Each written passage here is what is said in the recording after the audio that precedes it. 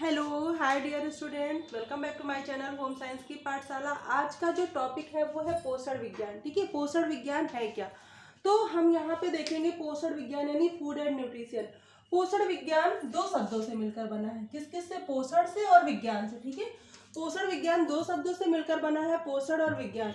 अगर इसका हम संधि विच्छेद करें तो पोषण और विज्ञान दो हो सकता है। तो हम सबसे पहले पोषण को समझेंगे। ठीक है, पोषण क्या है? पोषण एक प्रक्रिया है। पोषण एक प्रक्रिया है। किस पर? भोजन पर। पोषण एक प्रक्रिया है भोजन पर, भोजन का मनुष्य पर। ठीक है, भोजन का मनुष्य पर। ठीक है, पोषण एक प्रक्रिया है जो कि भोजन पर होती है और मनुष्य पर। ठीक है, तो ये भोजन के और मनुष्य का संबंध बताती है। ठीक है, भोजन और मनुष्य का संबंध, भोजन और मनुष्य का संबंध बनाती है। तो समझ में आया पोषण क्या है? पोषण एक प्रक्रिया है भोजन पर, मनुष्य पर। ठीक है, भोजन का मनुष्य के ऊपर जो प्रोसेस होता है वो सारा आता है पोषण के अंतर्गत। अब विज्ञान समझेंगे। विज्ञान क्या है? विज्ञान एक है क्रमबद्ध ज्ञान। ठीक है, क्रमबद्ध ज्ञान मतलब पोषण की जो प्रक्रिया है ना, इसका जो क्रमबद्ध ज्ञान होता है ना, वो आता है पोषण विज्ञान के अंतर्गत। तो समझ में आया फूड एंड न्यूट्रिशन क्या है? पोषण एक प्रक्रिया है भोजन का मनुष्य पर। ठीक है, भोजन का मनुष्य पर एक जो प्रोसेस होता है उसका जो अध्ययन होता है वो पोषण विज्ञान के अंतर्गत आता है। और पोषण एक प्रक्रिया है। इतना क्लियर हुआ? पोषण एक प्रक्रिया है भोजन का मनुष्य पर। ठीक है, मतलब जो मनुष्य भोजन खाता है उसका कैसे चयापचय होता है, कैसे पाचन होता है, अवशोषण होता है, ये सारा इसके अंतर्गत आता है पोषण विज्ञान के अंतर्गत। तो हम यहाँ देखेंगे प्रक्रिया है भोजन का। तो हम सबसे पहले भोजन को समझेंगे। भोजन क्या है? भोजन क्या है? भोजन क्या है? अगर आपसे पूछे भोजन क्या है तो आप क्या बताएंगे? आपसे अगर ये पूछा जाए भोजन क्या है तो आप क्या बताएंगे? कि हम जो चीज खाते हैं, सिर्फ खाने से मतलब नहीं है। भोजन वह है जिसे खाया जा सके और पचाया भी जा सके। ठीक है, क्या? जिसे खाया जा सके और पचाया जा सके। तो चैम्बर डिक्शनरी के अनुसार है भोजन वह है, भोजन वह है जिसे पचाया जा सके और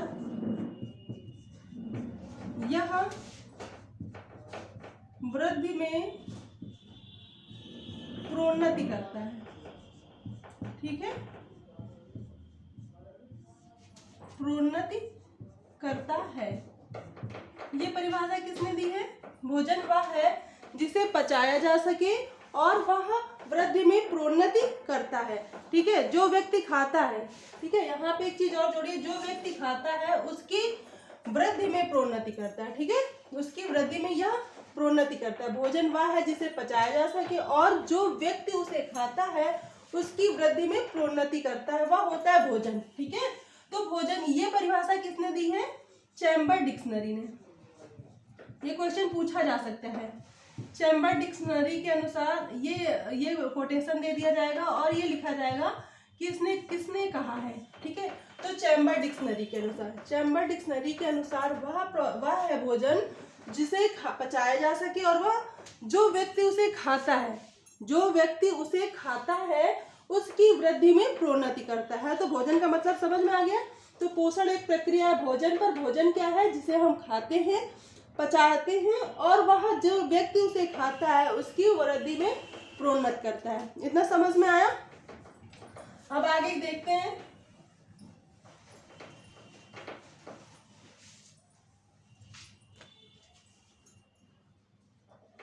आईसीएमआर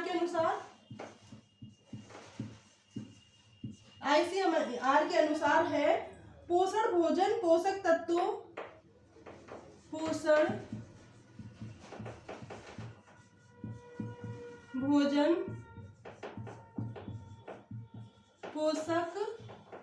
पोषक तत्व तथा उसमें पाए जाने वाले अन्य तत्वों, पोषक तत्वों तथा उसमें पाए जाने वाले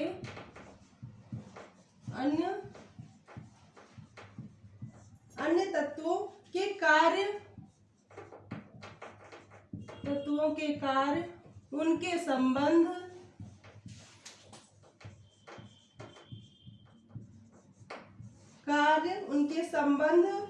तथा स्वास्थ्य की बीमारी से संबंध, तथा स्वास्थ्य का बीमारी से संबंध,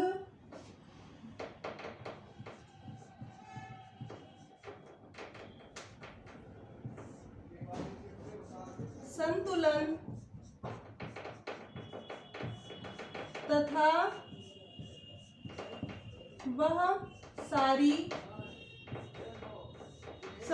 तथा वह सारी प्रक्रिया जिसके द्वारा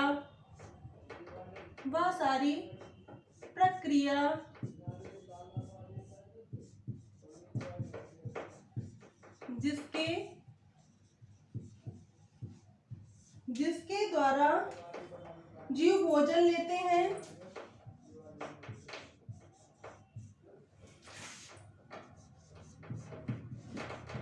जीव भोजन लेते हैं, उसे पचाते हैं,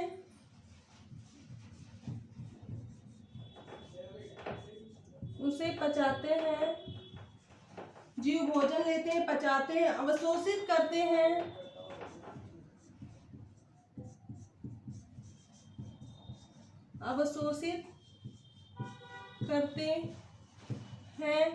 परिवहन करते हैं, परिवहन प्रयोग तथा उत्सर्जन आदि का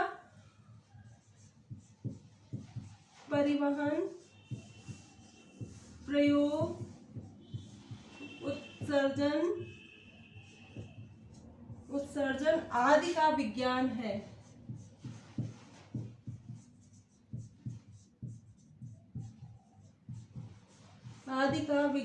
है। ठीक है, तो समझ में आ रहा है। आईसीएमआर ने क्या कहा है, पोषण भोजन के में जो पोषक तत्व होते हैं तथा उसमें पाए जाने वाले अन्य तत्वों के कार्य। ठीक है, जो पोषण विज्ञान है उसमें क्या होता है, भोजन और भोजन में जो पोषक तत्व पाए जाते हैं,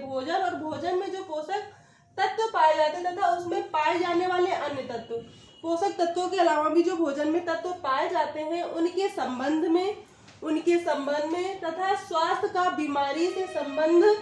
ठीक है, जो मतलब स्वस्थ व्यक्ति है और जो अगर कोई बीमार है तो उसके आहार में चेंजेस होते हैं, उसके संबंध में, संतुलन में, तथा वह सारी प्रक्रिया पोषण है जिसके द्वारा जीव भोजन लेते हैं। ठीक है, जीव भोजन लेते हैं, सिर्फ लेना ही काफी नहीं है, भोजन लेते हैं, फिर उसके बाद उसे पचाते हैं, फिर अवशोषित करते हैं, फिर उसका परिवहन प्रयोग उत्सर्जन यानी चयापचय का प्रोसेस जो होता है वो जो सारी प्रक्रिया है वो है पोषण विज्ञान। ठीक है, समझ में आया, वो है पोषण विज्ञान। तो आईसीएमआर के अकॉर्डिंग भी यही है, पोषण भोजन पोषक तत्वों तथा उसमें पाए जाने वाले अन्य तत्वों के कार्य, उसके संबंध तथा स्वास्थ्य का बीमारी से संबंध, संतुलन तथा वह सारी प्रक्रिया है जिसके द्वारा जीव भोजन लेते हैं, उसे पचाते हैं, तो अवशोषित करते हैं तथा उसका परिवहन होता है, और जो प्रयोग और उत्सर्जन होता है उसकी जो सारी प्रोसेस होती है वो पोषण विज्ञान है। तो अब समझ में आया पोषण क्या है। पोषण है एक प्रक्रिया। ठीक है, पोषण एक प्रक्रिया है भोजन पर और मनुष्य पर। भोजन का मनुष्य के ऊपर जो पूरा प्रोसेस होता है, मतलब उसका खाया जाना, फिर उसका पाचन, फिर उसका अवशोषण, फिर उसका चयापचय के अंतर्गत परिवहन प्रयोग उत्सर्जन, ये सारा कुछ आ जाता है। ये सारा एक जो प्रोसेस होता है वो होता है पोषण। ठीक है, इतना क्लियर हुआ पोषण। अब यहाँ पे एक शब्द आया पोषक तत्व। ठीक है, ये पोषक तत्व भी हम समझेंगे क्या होता है।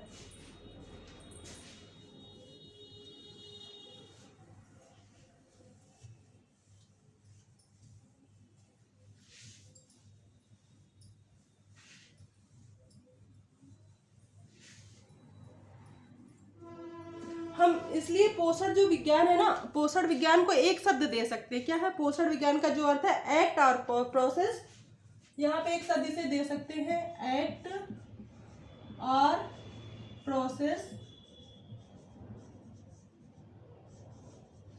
Of nutrition.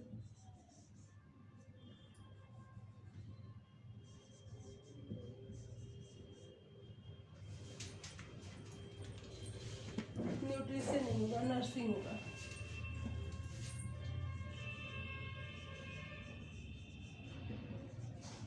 नर्सिंग, ठीक है, एक्ट और प्रोसेस ऑफ नर्सिंग, ये सारा होता है पोषण विज्ञान। ठीक है, पोषण विज्ञान के लिए एक अर्थ है पोषण का जो अर्थ है हम एक कह सकते हैं एक्ट मतलब कार्य या फिर प्रक्रिया, किस पर, नर्सिंग पर।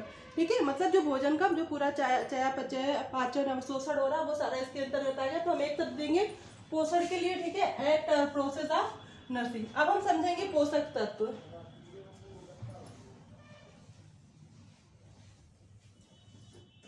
पोषक तत्व, पोषक तत्व। अब अगर आपसे पूछा जाए पोषक तत्व क्या है, तो जब पोषण एक प्रोसेस है तो उस प्रोसेस में जो तत्व शामिल हो रहे हैं ना वो पोषक तत्व होंगे। पोषक तत्व कितने हैं कुल? 6 पोषक तत्व हैं। इनको समझने के लिए हम देखेंगे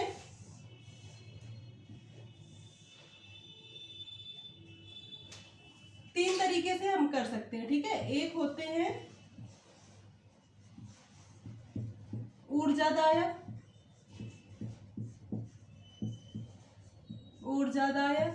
निर्माणकारी,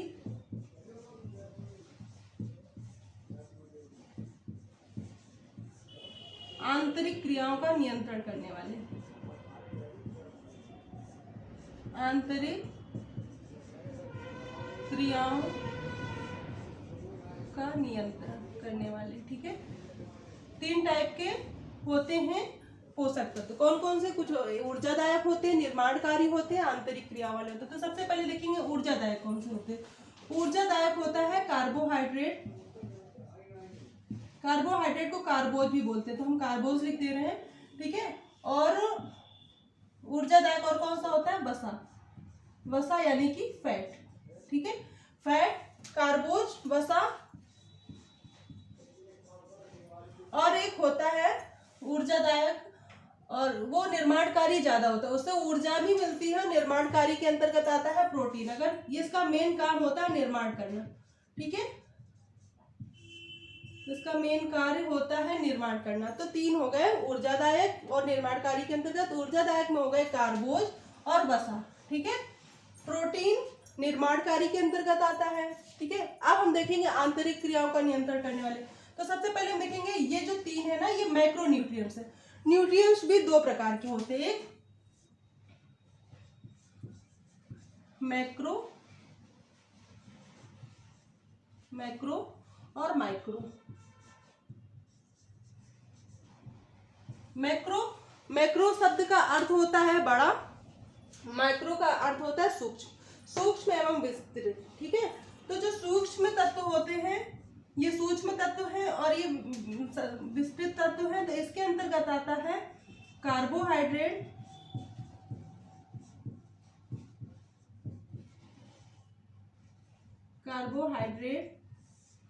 प्रोटीन, वसा। ठीक है, इसको हम 2 भागों से बांट सकते हैं, मैक्रो और माइक्रो। माइक्रो के अंतर्गत आता है विटामिन और खनिज लवण। ठीक है, अगर हम इस अकॉर्डिंग बांटते हैं मैक्रो और माइक्रो के अंतर्गत तो 5 होते हैं, और जो जल होता है ना ये इसी खनिज लवण में ऐड कर लिया जाता है। ठीक है, ऐड खनिज लवण में हो जाता है, ये माइक्रो नहीं होता है। जल की मात्रा ज्यादा यूज होनी चाहिए शरीर में। ठीक है, ये माइक्रो के अंतर्गत आता है विटामिन और खनिज, और मैक्रो के अंतर्गत आता है कार्बोहाइड्रेट, प्रोटीन और वसा।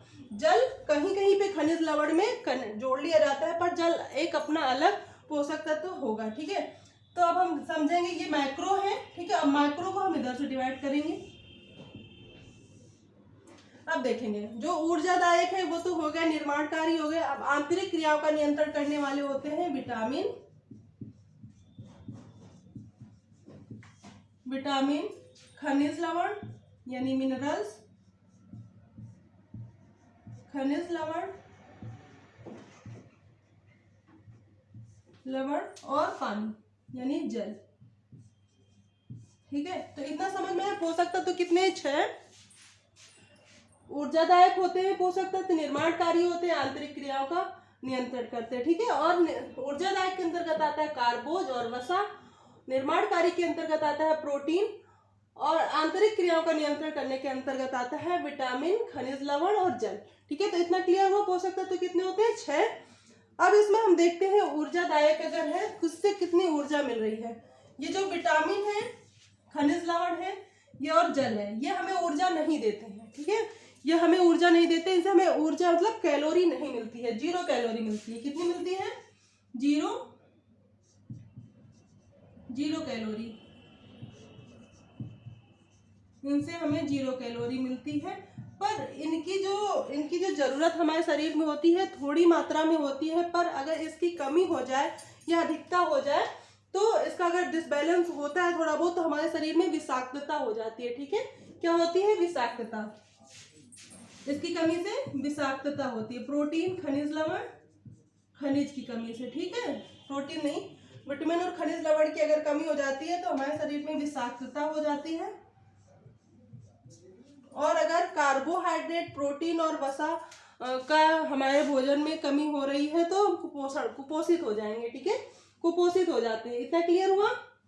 अब हम देखेंगे किससे हमें कितनी ऊर्जा मिल रही है।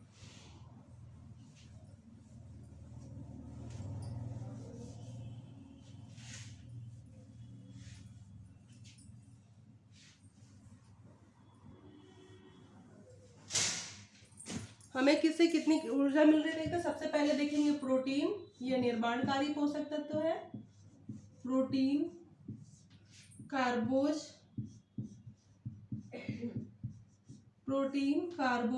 और वसा।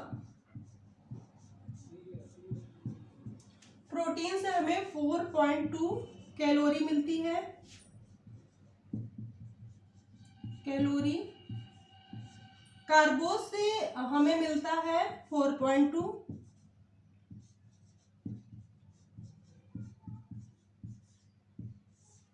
वसा से हमें मिलता है 9.2 कैलोरी। ये इसका मापना है। ठीक है, पोषक तत्व में कितनी कैलोरी मिलती है? प्रोटीन से हमें 4.2 कैलोरी मिल रही है, कार्बोज से हमें 4.2 कैलोरी मिल रही है, और वसा से हमें 9.2 कैलोरी मिल रही है। ठीक है, यहाँ पे अगर 2 हटा दी जाए एग्जाम में से 4, 4 या 9 आ जाए तब भी वो सही होगा। इतना क्लियर हुआ? यहाँ पे क्वेश्चन और आता है कि अगर हम 2 ग्राम प्रोटीन खा रहे हैं, अगर हम 2 ग्राम प्रोटीन खा रहे हैं तो हमें कितनी कैलोरी मिलेगी? तो ऑप्शन में आता है, तो आपको यहाँ पे 4 से अगर देखेंगे ऑप्शन के अकॉर्डिंग करेंगे। पॉइंट में आंसर होगा तो पॉइंट में करेंगे, नहीं तो सिर्फ 4 से मल्टीप्लाई करके उसका आंसर निकाल लेंगे। तो अगर 2 ग्राम प्रोटीन खाएंगे तो हमें 8 कैलोरी ऊर्जा मिल जाएगी। ठीक है, और अगर 8.4 कहीं होगा तो वो भी सही होगा, दोनों आंसर सही होंगे। 8 आए चाहे 8.4 आए, ठीक है, दोनों ही सही होगा। तो ये क्लियर हुआ पोषक तत्व में कितनी कैलोरी मिलती है। अब आगे देखते हैं।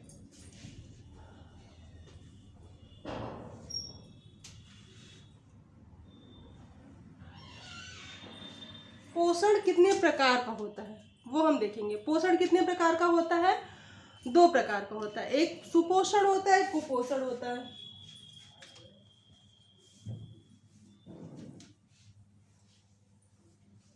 पोषण कितने प्रकार का होता है?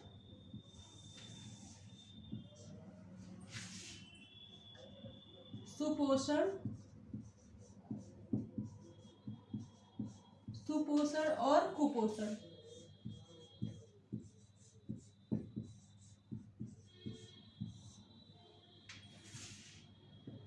अब इसको जानने के लिए हम क्या जानेंगे? सुपोषण क्या होता है और कुपोषण क्या होता है।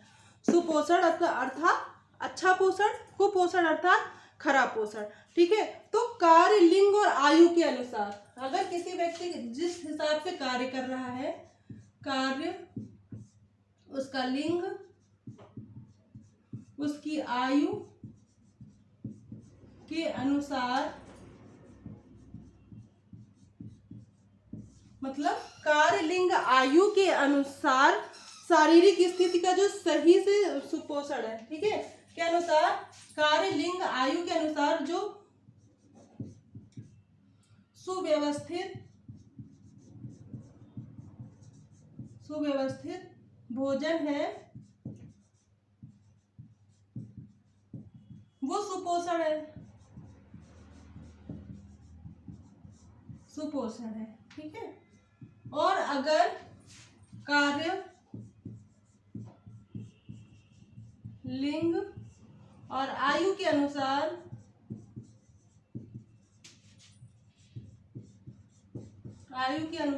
यदि भोजन व्यवस्थित नहीं है,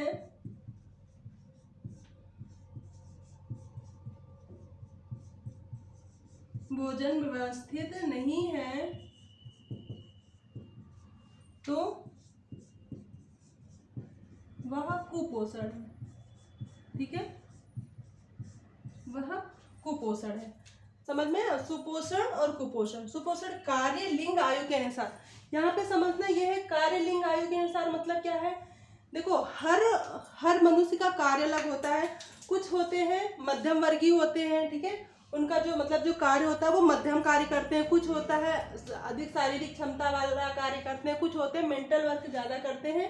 लिंग स्त्रीलिंग या पुल्लिंग या फिर बच्चे, और मतलब आयु के अनुसार, या फिर लड़की है लड़का है, छोटे बच्चे हैं या बड़े, तो उनके अनुसार डाइट होती है। सबकी अलग अलग डाइट होती है। उसके अनुसार अगर डाइट जो है, हमारा भोजन जो है वो सुव्यवस्थित है, मतलब सब कुछ मिल रहा है, जो सारे पोषक तत्व हैं वो उसमें शामिल है, तो वो सुपोषण होगा, ठीक है। उनके अनुसार होना चाहिए, ये नहीं कम हो कि ज्यादा हो।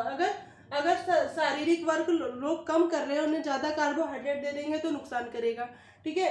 उनके आयु के अनुसार, अगर छोटा बच्चा है तो उसे प्रोटीन की जरूरत ज्यादा होगी, क्योंकि उसकी शरीर का निर्माण हो रहा है, तो उसके अनुसार ये सुव्यवस्थित है अगर, तो सुपोषण होगा। और अगर सुव्यवस्थित नहीं है तो क्या हो गया? कुपोषण, ठीक है। इतना क्लियर हुआ? अब यहाँ पे हम देखेंगे सुपोषण तो मतलब अच्छा पोषण हुआ। कुपोषण भी कई तरीके का होता है।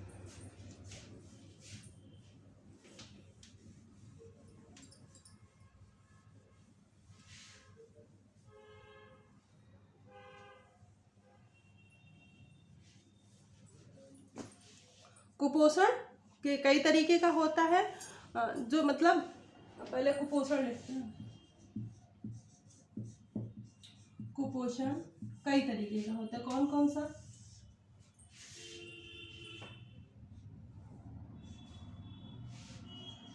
अति पोषण,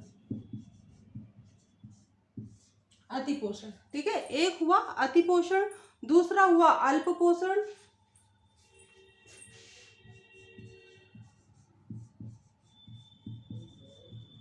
अल्प पोषण, और एक हुआ अति पोषण, अल्प पोषण और असंतुलित पोषण।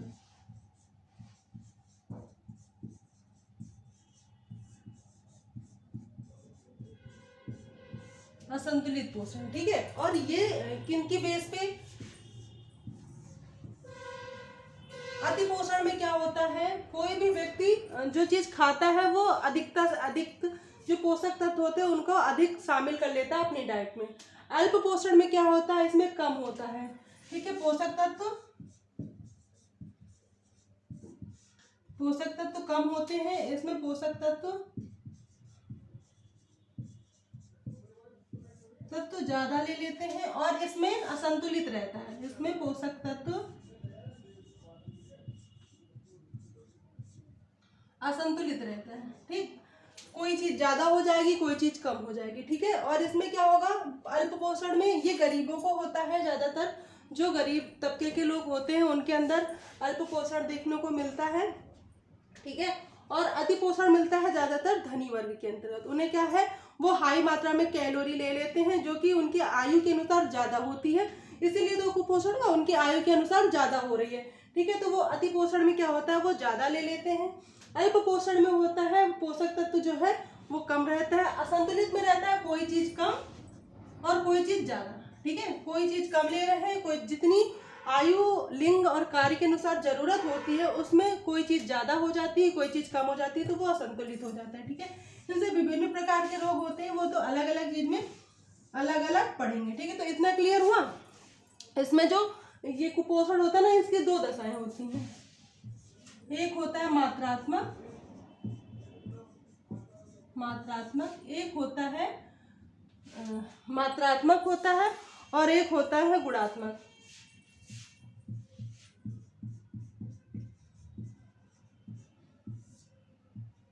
इसमें होता है भोजन की मात्रा कितनी है, और इसमें होता है कितने भोजन में कितना गुण है, मतलब अधिकता है पोषक तत्वों की। इसमें पोषक तत्व ज्यादा कम ज्यादा देखने होते हैं, इसमें भोजन की मात्रा कम ज्यादा देखनी होती है। तो इतना क्लियर हुआ पोषण विज्ञान के अंतर्गत कुपोषण क्या है, इतना क्लियर हुआ।